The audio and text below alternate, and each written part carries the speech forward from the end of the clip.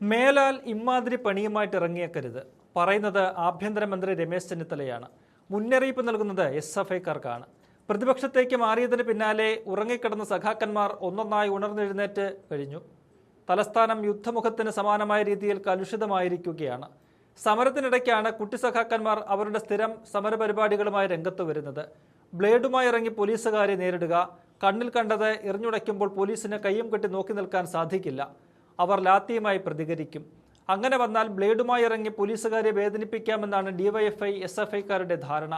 അവിടെയാണ് മുന്നറിയിപ്പുമായി ആഭ്യന്തരമന്ത്രി രമേശ് ചെന്നിത്തല രംഗത്ത് വരുന്നത്. SFI സെക്രട്ടേറിയറ്റ് മാർച്ചിനിടെ ബ്ലേഡ് ആരാണ് കൊണ്ടുവന്നതെന്ന് അന്വേഷിക്കുമെന്നും ആഭ്യന്തരമന്ത്രി അറിയിച്ചിട്ടുണ്ട്. പോലീസ് ബ്ലേഡ് കൊണ്ടുവന്നിട്ടില്ലെന്നും ലാത്തിയും തോക്കുമുള്ളവർക്ക് എന്തിനാണ് ബ്ലേഡെന്നും ചെന്നിത്തല ചോദിക്കുന്നുണ്ട്. SFI പ്രവർത്തകർ ബ്ലേഡ് ഉപയോഗിച്ച് ബാരിക്കേഡ് കെട്ടിയിരുന്ന കയറുകൾ അറുത്തുമാറ്റിയെന്നാണ് FIRൽ പറയുന്നത്. സംഭവത്തിൽ സംസ്ഥാന ഭാരവാഹികൾ ഉൾപ്പെടെ 10 പേർക്കെതിരെയാണ് പോലീസ് കേസെടുത്തിരിക്കുന്നത്. ഇവരിൽ നിന്ന് നേരിട്ട് മൊഴിയെടുക്കുമെന്ന് പോലീസ് അറിയിച്ചിട്ടുണ്ട്. സഹകരണ വിദ്യാഭ്യാസ മേഖലയിലെ ഫീസ് വർധനവിനെതിരായ SFIയുടെ സെക്രട്ടേറിയറ്റ് മാർച്ചിനിടെയായിരുന്നു ബ്ലേഡ് യുദ്ധം അരങ്ങേറിയത്. മാർച്ചിനിടെ പോലീസിനെ അസഭ്യം പറയുകയും ഭീഷണിപ്പെടുത്തുകയും പൊതുമുതൽ നശിപ്പിക്കുകയും ചെയ്തെന്നും FIRൽ ചൂണ്ടിക്കാട്ടുന്നുണ്ട്.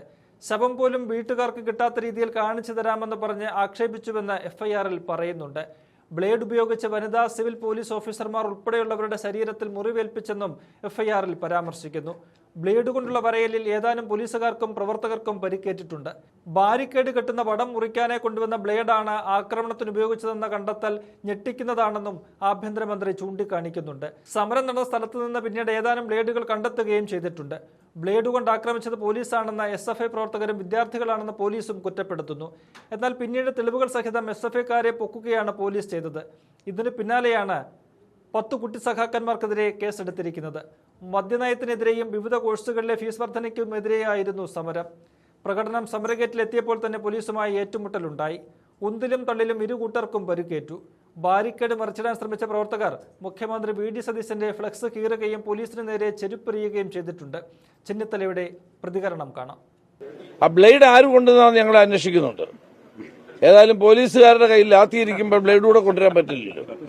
ഈ ബ്ലേഡ് ആരാണ് കൊണ്ടുവന്നത് ഞങ്ങൾ കണ്ടെത്തും. അതിന് നിർദ്ദേശം കൊടുത്തിട്ടുണ്ട്. ആര് കൊണ്ടുവന്നാലും അത് ഞങ്ങൾ പിടിക്കുകയും ചെയ്യും. ആരാണ് ബ്ലേഡ് കൊണ്ടിരുന്നത്? സമരത്തിന് വരുന്ന ആളുകൾ എന്തിനാണ് ഈ ബ്ലേഡ് കൊണ്ടിരുന്നത്? എനിക്ക് മനസ്സിലാവാത്ത കാര്യമാണ്. പോലീസിന് ഏതായാലും അവരുടെ കയ്യിൽ ലാത്തും തോക്കും ഒക്കെ ഉണ്ടല്ലോ, പിന്നെ എന്തിനാണ് അവർ ബ്ലേഡ് കൊണ്ടിരുന്നത്? അപ്പൊ അത് വളരെ തെറ്റായ ഒരു സമര രീതിയാണ്. അത് അംഗീകരിക്കാൻ പറ്റില്ല.